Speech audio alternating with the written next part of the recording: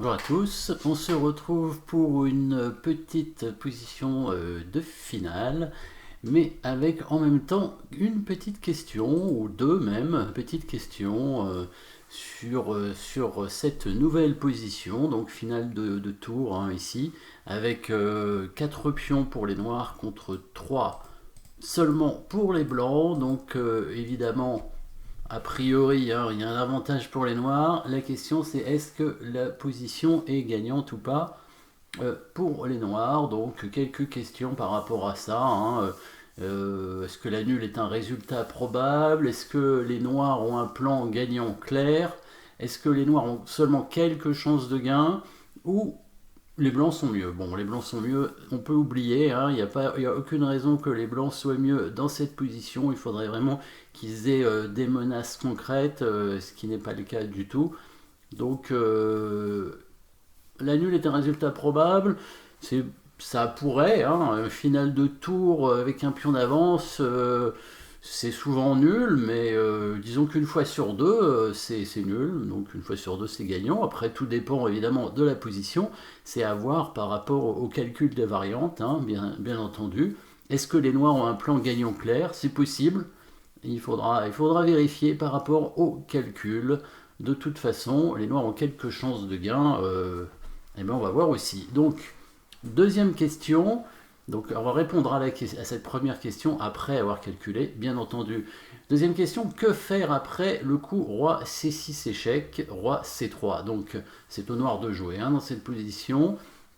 Si le roi noir se déplace, ça ferait un échec à la découverte. Le roi noir a plutôt intérêt à rester effectivement de ce côté de l'échiquier. On pourrait essayer d'aller vers le centre, mais ça permettrait probablement au roi blanc d'avancer sur la case en C5. Et donc ça permettrait aussi au blanc par la suite hein, de venir essayer d'attaquer le pion C7 avec le roi. Donc les noirs ont intérêt plutôt à rester en C6 pour bloquer le roi blanc. Le roi blanc sur l'échec il sera obligé de reculer. A priori le mieux pour lui c'est d'aller en C3 effectivement pour défendre son pion. Hein, C3 évidemment ici. Hein. Et par la suite, voilà, nouvelle question, après cette petite suite de coups, après ce petit coup, le coup des noirs, coup des blancs, que faire avec les noirs? Est-ce qu'il faut jouer F5? Est-ce qu'il faut jouer tour F7? Est-ce qu'il faut jouer roi C5? Ou est-ce qu'il faut jouer G5?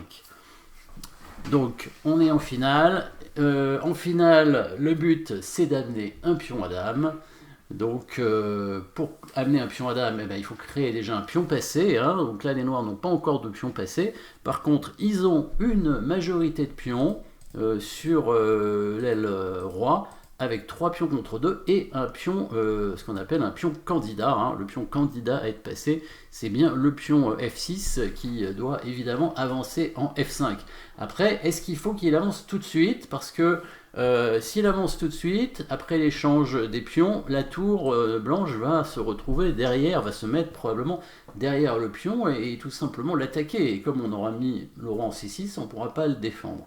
Donc si on veut avancer ce pion en F5, il faut d'abord le soutenir. Et une très bonne idée serait de mettre la tour derrière le pion, surtout après qu'on a éloigné le roi du pion, hein, avec le coup roi C6 échec, quand il fait roi C3, le roi blanc est un tout petit peu éloigné du pion, on met maintenant la tour en F7, et après on pousse le pion le plus haut possible.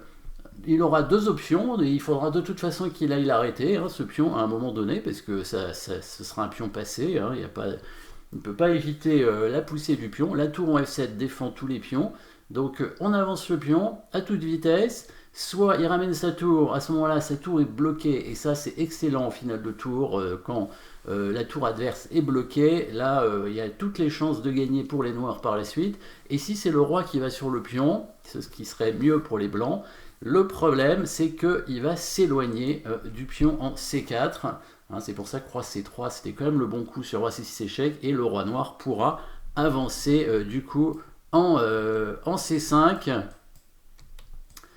pour aller attaquer le pion. La tour en F7 est très bien placée pour défendre tous ces pions.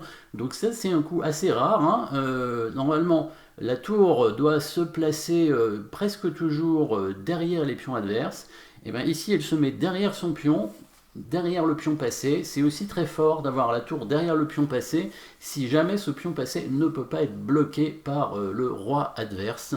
Et là c'est le cas. Alors, le roi blanc ne peut pas à la fois bloquer le pion passé et défendre l'autre pion qui est isolé. Donc on peut maintenant répondre à la première question. Les noirs ont un plan gagnant clair, donc la position est gagnante pour les noirs grâce à ce plan. Le coup roi C6 échec ici, les échecs sont souvent très bons en finale de tour. Hein. Il faut essayer de faire échec pour déstabiliser le roi adverse. Et justement, le roi doit choisir. Soit il va sur la colonne E pour essayer d'éviter la création du pion passé, mais à ce moment-là, il va perdre inéluctablement le pion en C4 et les noirs auront un autre pion passé qui lui ira aussi très vite à dame.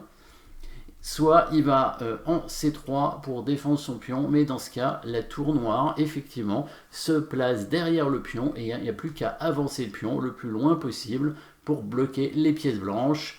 Et par la suite, on va progresser dans la position et on devrait réussir à gagner. Voilà, j'ai pas la suite, je pense, de la partie, mais par exemple, la tour pourrait venir en A8 et le pion avance, voilà. Et sur l'échange, ce qui est intéressant à remarquer, c'est que si les blancs échangent, alors on pourrait prendre avec le pion, mais je pense que c'est encore mieux ici de prendre avec la tour, parce que maintenant, les noirs risquent de gagner ce pion ici en H3 et créer du coup deux pions passés liés, et là deux pions passés liés, ce serait gagnant facilement.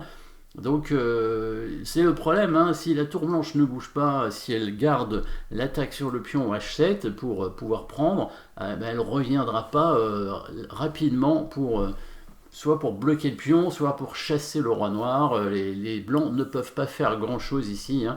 Peut-être bouger leur roi, et sur F5 on prend, peut-être amener le roi pour essayer de bloquer, mais le pion avance et du coup le roi noir, voilà, vient prendre le pion C4, hein, le roi blanc qui ne peut pas tout défendre en même temps. On remarque hein, la tour noire, hein, incroyable tour noire qui défend tous ses pions en même temps, et qui est quand même bien placée malgré tout, parce qu'une tour défensive en finale, c'est pas toujours excellent, mais là, elle est quand même assez active, puisqu'elle soutient le pion passé, et donc elle bloque le roi adverse.